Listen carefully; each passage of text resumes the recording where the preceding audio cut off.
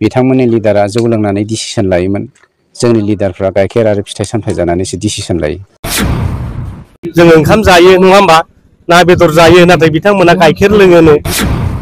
जे थांनाय साननैसो सिगाङाव जेरैबायदि इएम रनजित बसुमतारिया बिपिएफनि लिडारफोरखौ जौ लोङै लोङैसो डिसिसन लायोमोन नैबेबायदि बाथ्रा आरो इउपिपिएल दोलोनि लिडारफोराहाय गाइखेर फिथाइ सामथाइ जानानैसो दिनैनि समाव मानि थांखिखौ लायो नैबेबायदि बाथ्रा बुंनायनि सायाव गोख्रोङै फिननाय होदों बिपिएफनिफ्राय प्रहलाद ब्रह्म बिथाङा दा माबायदि फिननाय होखो बेखौ आं नोंथांमोननि गेजेराव दसे उनाव भिडिअखौ आबुङै होनो थांगासिनो दङ दा बाथ्राया जाहैबाय जोंनि गेजेरावहाय समाव गथ'फोरनि दाय जानानै एदावलायनाय बायदि जंखायलायनाय बायदि नंथारै बाथ्राखौ बुरखांनानै बुंनाय बायदिखौ जोङो राजखान्थि बिथिङै दासान्दि नुबाय थानो मोनबाय थानाय जादों जाय बाथ्राया माने राजखान्थि बिथिङाव बेबादिनोसै नङैयाबो नंगौ नंगौआबो नङैनि बेबायदि थासारि जायो दा बबेबा मोनसे फिसा जाथायखौ लानानैनो बिनि सायाव दा बारे बार फिननाय होलायनाय सोरबा सोरखौबा सोंखारिनाय बखिलायनाय बे जाबाय थाखायो बे साभाबिक दा बेनि गेजेरावहायनो राजखान्थि दैदेनगिरिफोरनि गेजेराव हाजार बार बिथांमोननि गेजेराव नांलायनाय जाथों फुरा खाथियाव मोनोब्ला बुलायनाय बायदि थासारि बेबायदि नांलायथों अब्लाबो बिथांमोननि गेजेराव समाव जोङो गोरोबलायनायखौ जोङो नुनो मोनो मानो होनोब्ला बिथांमोननि गेजेराव पावारा मोनब्लानो जायो पावाराव थायोब्लानो जायो नैबेबायदि बाथ्रा दा जोंहासो माने बेनि गेजेराव साधारन सुबुंफोरासो बैसोरबायदि लिडारफोरनि खोथाफोरखौ लानानै गावजों गाव गुद्दा गुद्दि जानायखौ जोङो समाव नुनो मोननाय जायो बेनिखायनो खोब सिरियास मानगोनां रायजो राजाफोर जायफोरा पलिटिकेल बिथिङावहाय इनभल्भ जानानै मोनजानाय गैया थाखा फैसा मोनजानाय गैया अब्ला बेफोराव टटेलि आगान होयियानो मोजां होननानै आं सानो जायखौ नोंथाङा चइस खालामदों बे चइस खालामनाय बायदिनो था जेखौ होयो जेखौ मोनो बेखौ ला नाथाय बेवहाय फुरा ओंखारथारनांगौ नैबेबायदि बाथ्रा नङा मानो होनोब्ला जायफोरा मोनजादों बा मोनजाबाय थायो बेजोंनो मोनजानानै थांनानै दङ जिउ राहा लानानै दङ बिथांमोना फुरा बेवहाय ओंखारखागोनानो नाथाय साधारन सुबुंफोरा जायफोरा जे मावनानै जाग्रा आबाद मावनानै आरो लोगोसे जे जाय बिजनेसफोरखौ फालांगिफोरखौ मावनानै जादों नोंथांमोना बेजोंनो गोजोननानै था समावहाय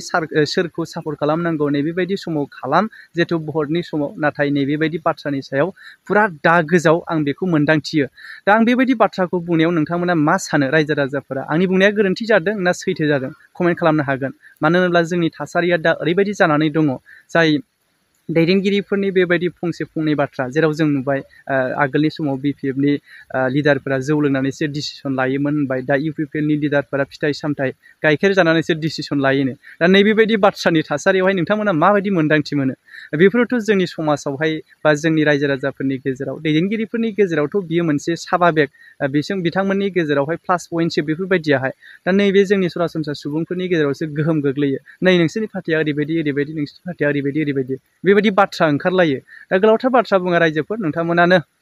मोनथिखागौ नोंथांमोनानो बुजिखागौ बेनि सायावहाय कमेन्ट खालाम आरो नैबे भिडिअ जे रिप्लाइ होनाय बेबायदि बुंनायनि सायाव भिडिअखौ नायलांदो आरो लोगोसे नोंथांमोना कमेन्ट खालाम दा बेबायदिनो जोङो मोनफ्रोमबो जिल्लायाव बेबायदि मोनफा मोनफा वार्कशप खालामलांगोन ब्लक लेभेलाव खालामलांगोन प्राइमारि लेभेलाव खालामलांगोन जोंनि पार्टिखौ जों स्ट्रं खालामगोन फैबाय थानाय 2025नि जेनाखि बिसायख'थि बेवहाय जोङो एबसुलुट मेजरिटि लानानै सरकार दागोन बिनि थाखाय जों दा प्रिपारेसनाव दङ आरो जोंहा बिसास दङ जोङो 25थानि बारा हारसिङै गेलेनानै जों देरहानो हागोन बेखौ दिनै जों गोख्रोङै बुंनो हायो दा इउपिपिएलनिफ्राय बे माखासे बानसावनाय बाथ्राफोर ओंखारबाय थादों माने बिपिएफआ माने बायदिसिना जायो लोङो आरियो बे दिनै माखासे इएम बिथांमोननिफ्राय ओंखारबाय थादों जोङो ओंखाम जायो नङा होमबा ना बेदर जायो नाथाय बिथांमोना गाइखेर लोङोनो फिथाइ जायो दा फिथाइ जानानै गाइखेर लोंनानै जे बिथांमोना जे मेलेम बुथुमनो हादोंब्ला बिथांमोननि खामानि मावनाया हयथ' बेसेल' जानो नाङामोन दिनैनि 4 बोसोराव लामा दालां मावनायफ्रा जोबनांसिगौमोन बिटिआर एकर्डनि दफाफ्रा मावखांजोबनांसिगौमोन दा बिथांमोना जे दिनैहाय फिथाइ जाग्रा आरो गाइखेर जाग्रा आरो ओंखाम जाग्रा ना बेदर जाग्रा बिनि फारागथिखौ दिनै बिथांमोनहा बेसेबां दिन्थिनो हादों रायजो राजाफ्रा बिजिरगोन जोङो ओंखाम जानानै खामानि मावगासिनो दङ जोंहा गाइखेर बायनानै लोंबाय थानोबो थाखा फैसा गैया जों 100-200 थाखानि आपेल केजियाव बायनानै आपेल आंगुर बायनानै जानो हानायबो जोंहा गोहो गैया दा बिथांमोना करापसन खालामदों हिसाबै थाखा मेला दं गारि घराबो दिनै दामि दामि गाखोदों दा जोंना उद्देश्यआ बे नङा जोंना रायजो राजाफोरनो बोरै जोङो डेभेलपमेन्टखौ होनो हायो जोंनि सेंग्रा सिख्लाफोरनो बोरै जों साख्रि बाख्रि होनो हायो जोंनि हा हुनि जेंनाखौ जों बोरै सुफुंनो हायो बेसो जोंनि मेन लक्ष्य